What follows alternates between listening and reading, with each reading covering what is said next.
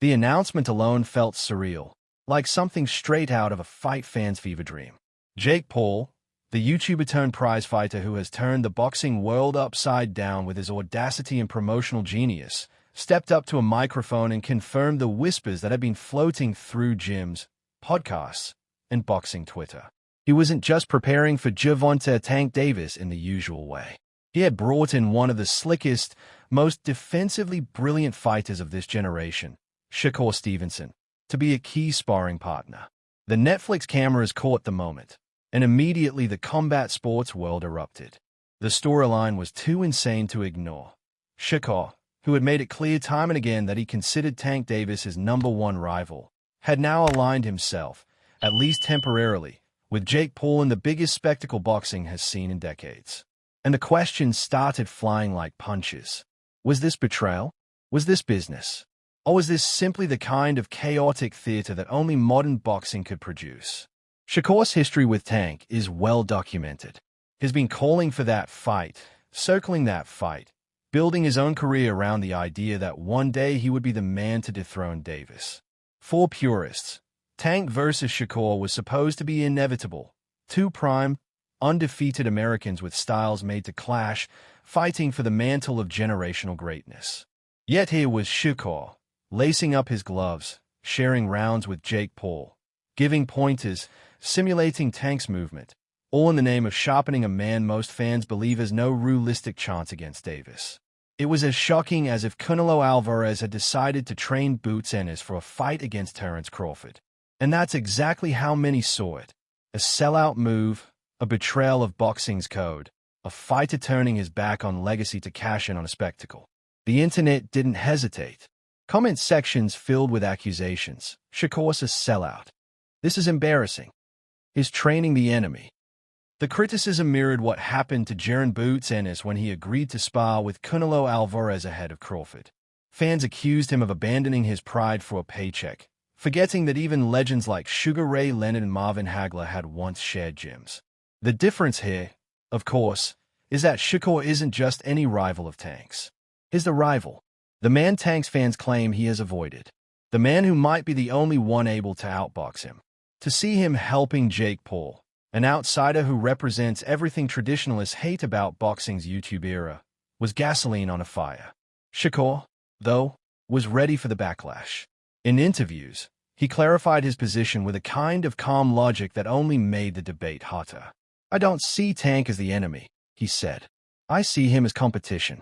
At the end of the day, I'm a prize fighter, and sparring Jake is business.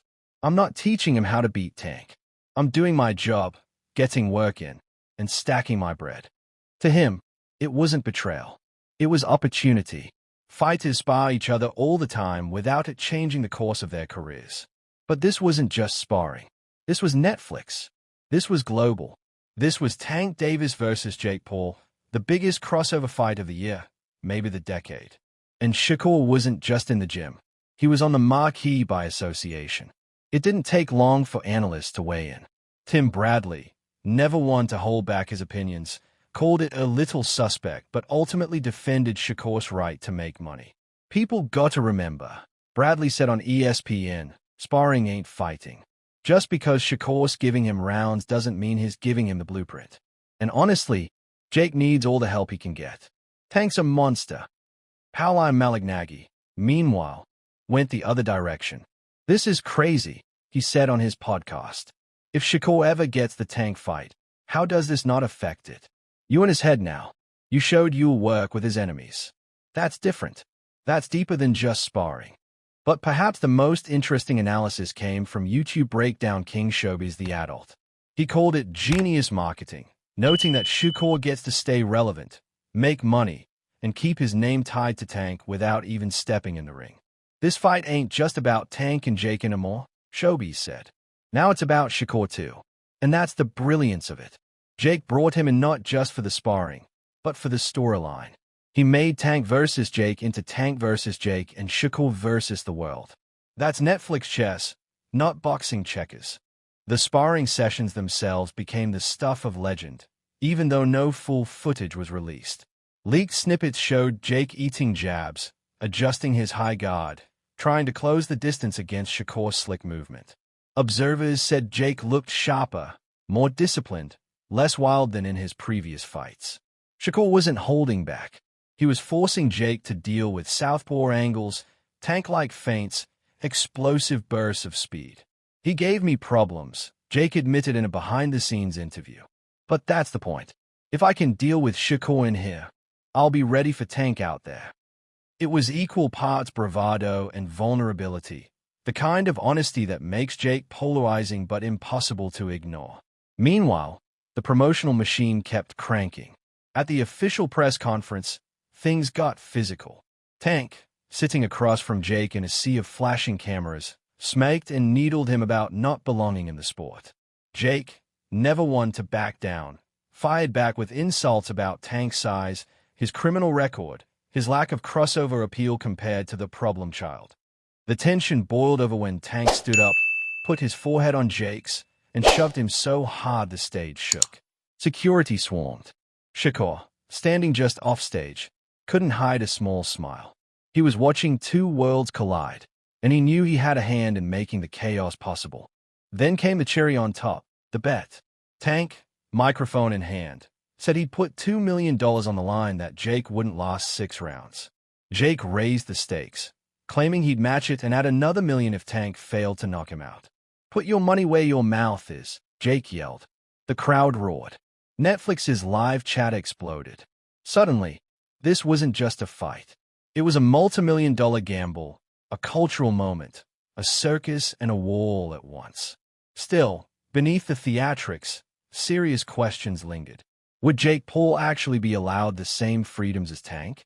Rumors circulated about glove size, rehydration clauses, and the Florida Commission bending rules for entertainment value. Traditional boxing media speculated that Jake had negotiated for 10-ounce gloves instead of 8, giving him a little more protection. Others claimed there might be limits on how much Tank could rehydrate after the weigh-in, preventing him from ballooning up to his usual fight night size. Jake dismissed the rumors, saying, "I'm not asking for favors. I'm asking for a fair fight." Tank, smirking, told reporters he's gonna need favors. He don't know what he signed up for. As fight week drew closer, the hype reached levels rarely seen in the sport. Netflix plastered promos across billboards in New York, LA, and London. Clips of Jake and Shakur training went viral on TikTok. Tank's highlight reels racked up millions of views on Instagram. ESPN devoted entire segments to debating whether Jake could even survive a round. And in one particularly dramatic segment, Stephen A. Smith said, "If Tank Davis knocks Jake Paul out cold in front of the Netflix cameras, that's it. It's over." It's not just a win for Tank. It's a cultural statement. It's boxing reminding everybody that skills pay the bills. Jake, for his part, doubled down on the underdog role.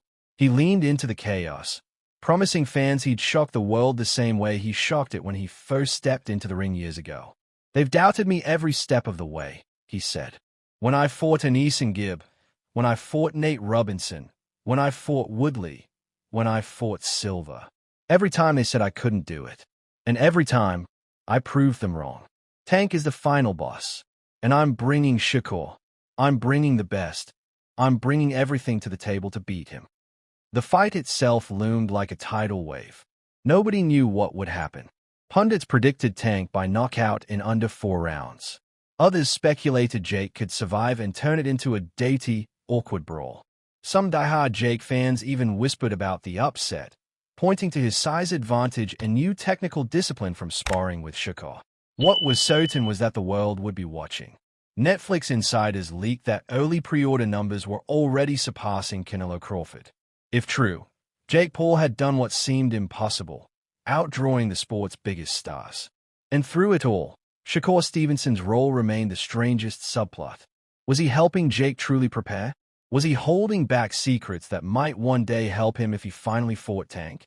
Or was this just business, as he claimed, a way to stay sharp and get paid? Nobody knew for sure, but everyone had an opinion. To some, Shakur had tarnished his integrity. To others, he had proven that in the new era of boxing, loyalty was secondary to opportunity. And for Jake Paul, that uncertainty was perfect.